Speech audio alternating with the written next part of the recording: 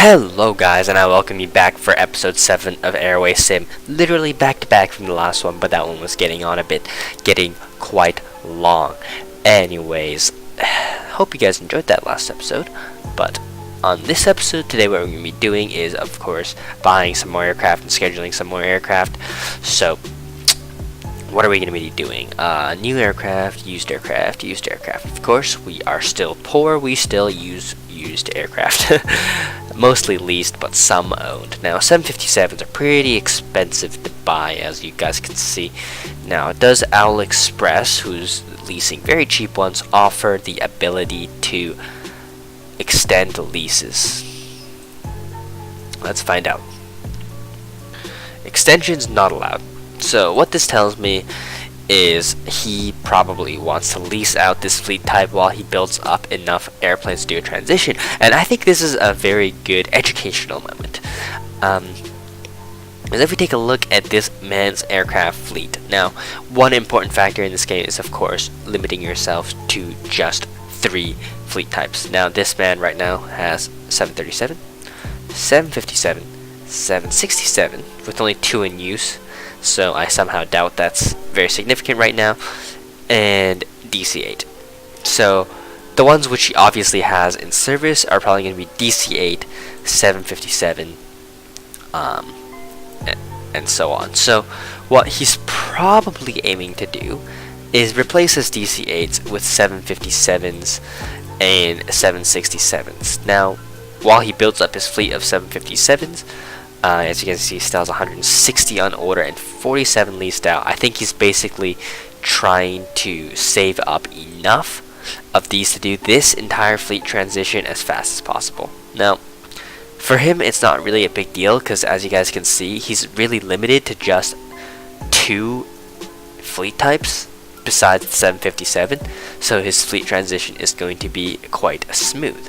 But for other airlines where they already have 3 large active fleets, then what you're going to have to do is you're going to have to build up a 4th fleet type of hundreds and potentially hundreds of aircrafts, all not in use, before you can switch.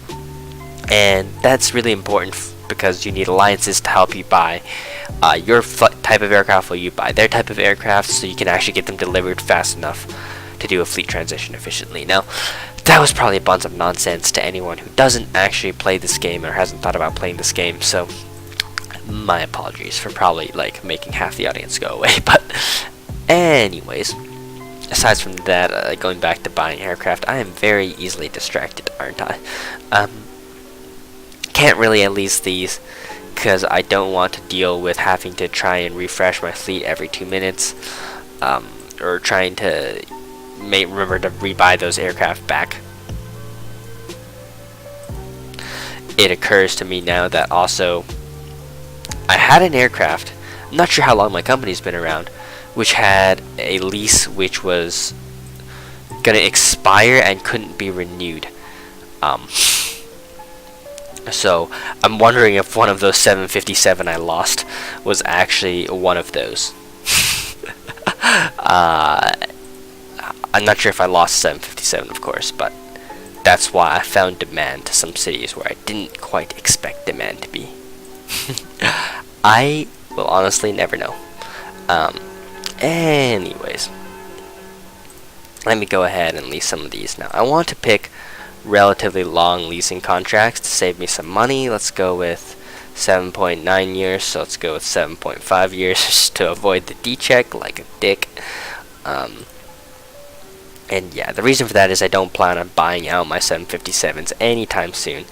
If I do plan on buying new aircraft, it will be buying new aircraft, you know what I mean? I like to lease off the used market and buy new ones for myself in the exact configurations and such that I need.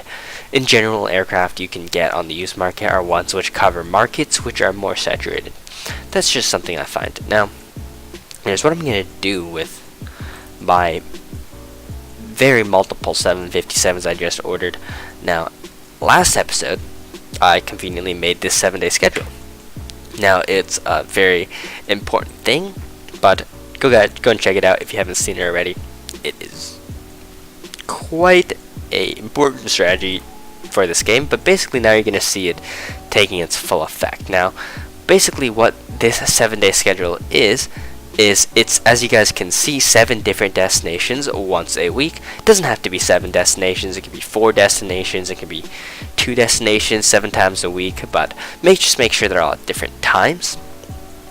But basically what these destinations do, it could be 20 destinations in a week, you know what I mean, is now all I have to do is mirror the schedules for the next days. And by using 7 aircraft to do so, we end up with once for each day, for every route, which is really nice, of course. Now, unfortunately, it is a bit slow to click all of these, but bear with me. As long as I don't misclick, this should be quite fast. In fact, yeah, as you guys can see, I only have 3 757 available right now, so I'm just gonna make 3 copies for each route, where normally you do the whole week. But as I only have 3 aircraft, I'm only doing 3 days. The reason for this is slots are expensive. You pay for them right away, and they wear off if you're not using them. So no point in buying slots for all the days of the week when you don't have to. No, please don't be. Oh, there's still one more. Alright, 7 days, a lot of schedules, of course. And there we go.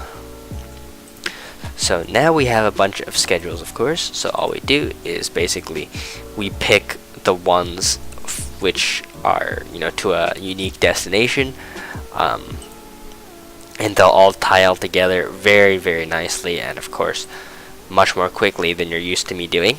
As you guys can, oh, I missed one. Probably Shannon on Monday.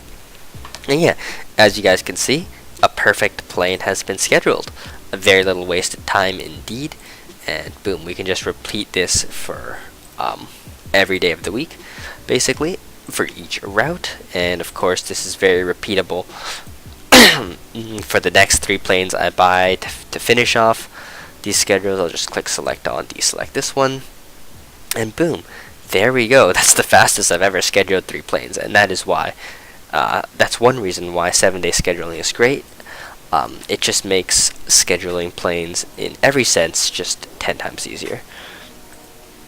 Now, as you guys can see, all my planes are also just going into maintenance as I schedule the maintenance, because it has been long overdue, because of course the plane's been idling there for who knows how long. I don't think I've recorded an episode for like 5 days until today or more.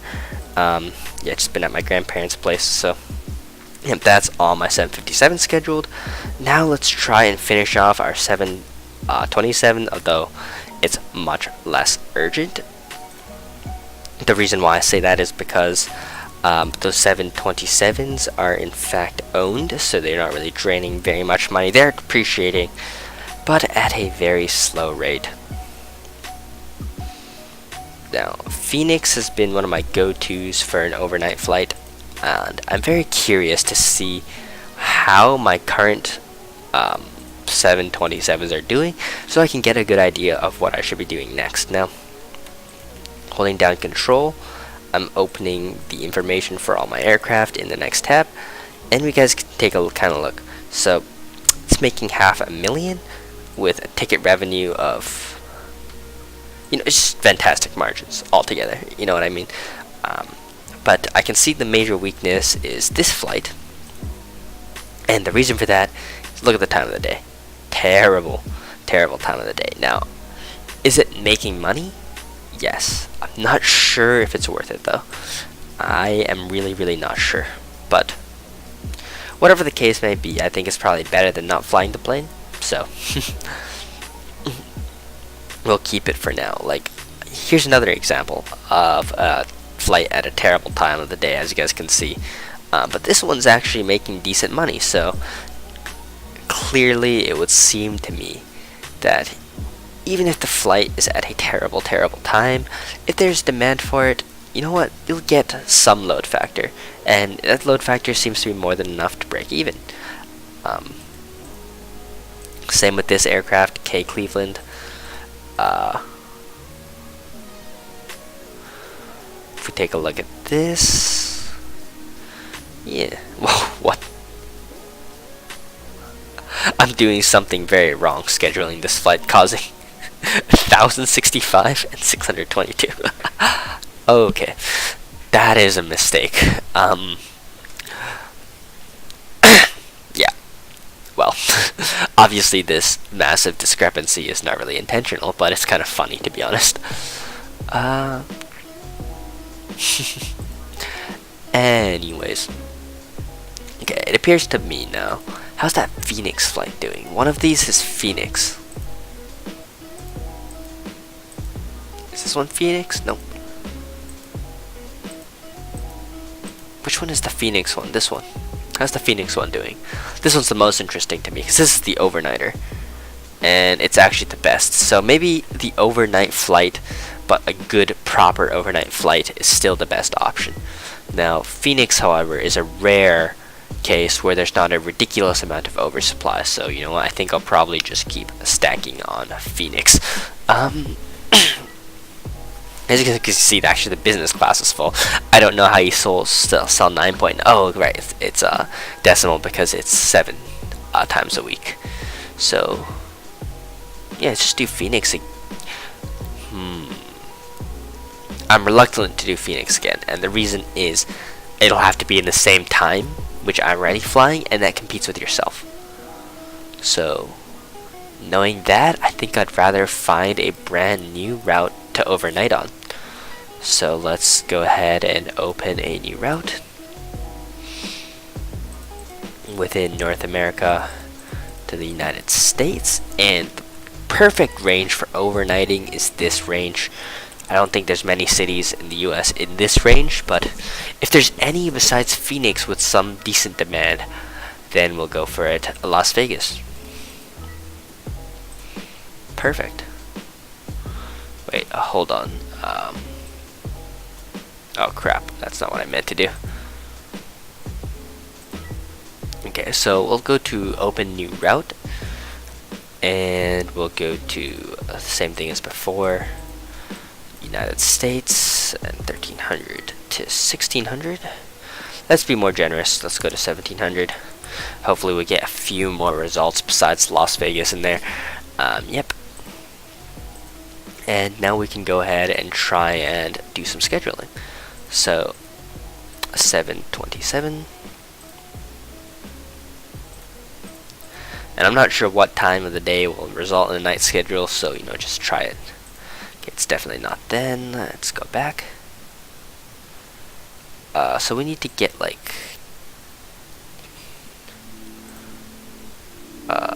this should be good. Perfect. And this means I should actually be able to get another schedule in decent time to Las Vegas, but here. So let's schedule that and see how much time we have left. 7:25. Okay, we gotta find somewhere to fly at 7:25. Now let's look in this tab. Whoops. Okay, let's look for routes in a different range of 0. Okay, actually not 0. 200 to say 850 nautical miles. Because I'm pretty sure I'll be able to fit 2 of these. So I'm not sure if I should just skip the first page or if I should take a look just in case. But yeah, I'm suspecting most of the first page looks like this, with probably some exceptions. Not sure why the internet is so slow right now. I could consider the routes with less oversupply, but I'm sure deeper down, excuse me, I don't know why I'm burping so much.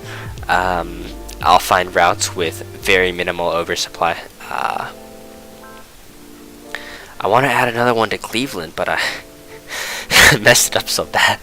I know there's a 757 on those 2 days, which is responsible for that really uneven supply, but not sure if it's worth it yet, considering I'll be competing mostly with myself.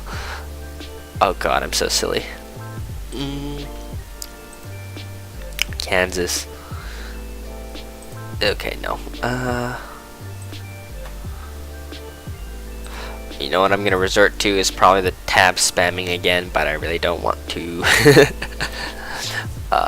I don't want to open so many tabs because you have to close so many tabs, and I don't want to just X out my browser, which is my usual method of closing tabs.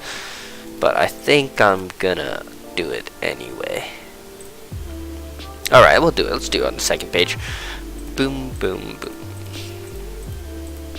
I feel like this might just be faster, because as I'm clicking, they're loading, and then as I'm looking, I'm just closing. So I forgot the last one I clicked, so let's just go over these ones for now. Milwaukee, nope. Anything with somewhat reasonable oversupply ratios is something I'll do, like where the bars are kind of level. But if it's too much over like this, you know, it's kind of level, so I'll consider it.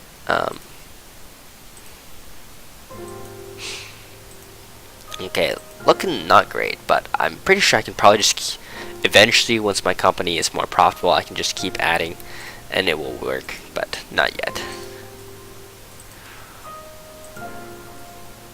Tulsa, Long Island.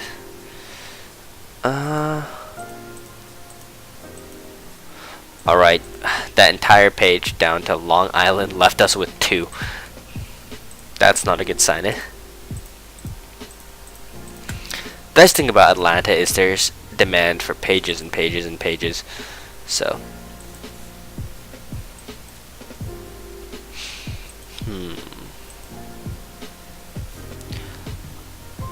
consider another one. Not sure if I want to add competition to myself though. So probably not. I didn't accidentally close the good tabs, didn't I? Okay, I didn't. No, let's just use these first of all. So I think it was 725 if I remember correctly. 725. And boom. And let's see how long that uses. Okay, so we have a very short time slot left. So obviously I'm going to need a short route. So let's go to open new route page. And North America, and just do sub 380 nautical miles. See what we find. Orlando's going to be crowded. It's actually not that bad. I really was hoping I wouldn't have to spam tabs for this, but maybe I'm gonna have to. Alright, spamming tabs we go.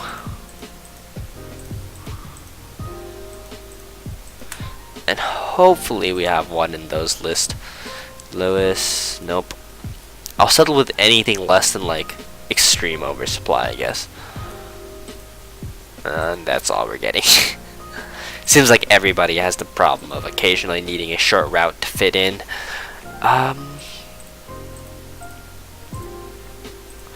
See, the farther down this list you go, the much smaller the airports get, because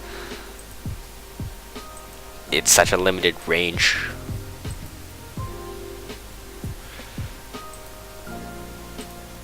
Like Charleston wasn't bad, Pensacola is also not bad.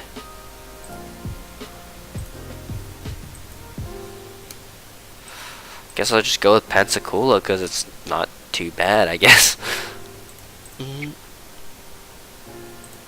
Bit unfortunate that I'm already resorting to such kind of desperate measures of not oversupplying this much, but at the same time, it's not a big deal.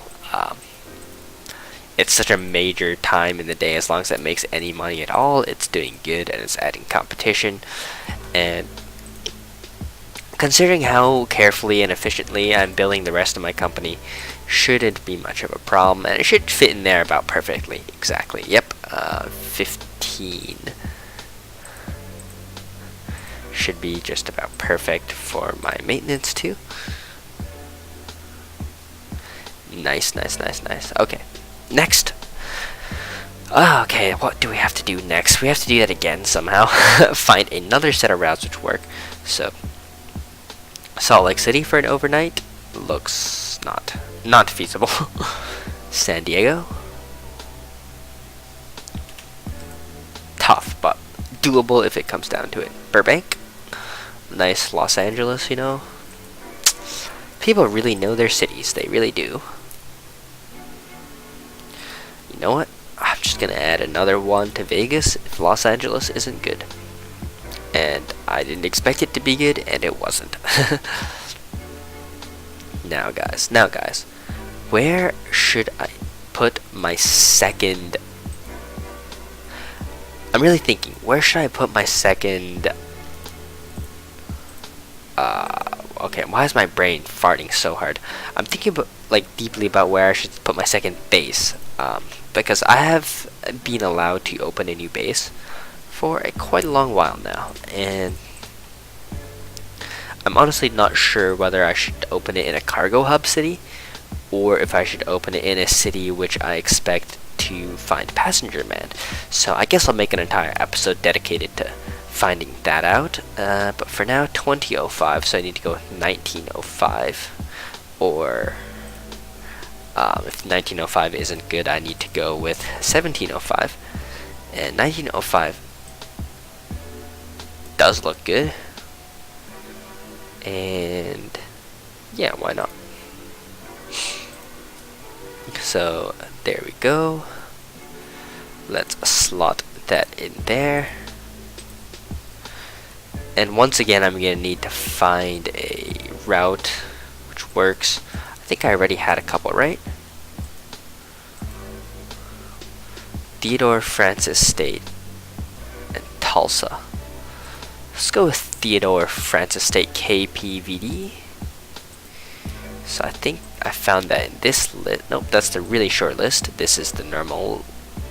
Oh wait, this is the normal list. Okay, where are you, Theodore Francis State? Are you even on this page? Theodore. Command F, I guess. Oh, it's at the top. Alright, that's why I couldn't find it. And this should be an hour earlier than 7:25, so it should be 6:25. So I can remember times after a long time, but not a short time, apparently, based off of me just remembering this. If it's correct, of course.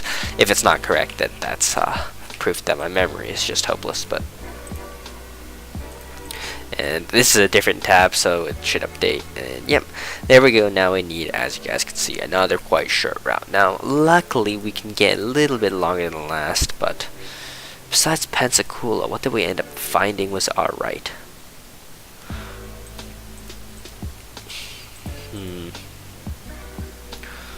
Besides Pensacola, what was there?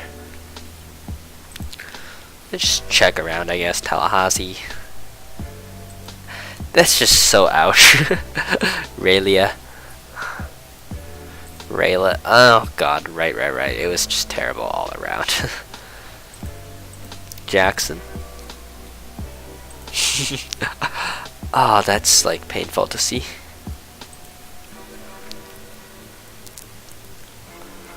Like, maybe I should just add to something like this. Wilmington, why not? It's gonna have like 60% load factor or something like that. But I'll take it, you know what? I will take it. I can't remember this time off the top of my head. Okay, unfortunately I cannot. 1415.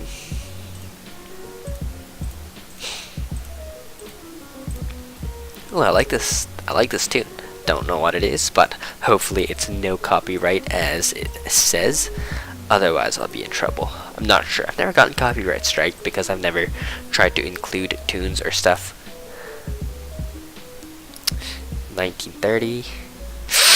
Ooh, that's a bit too long. Yeah, it's a bit too long.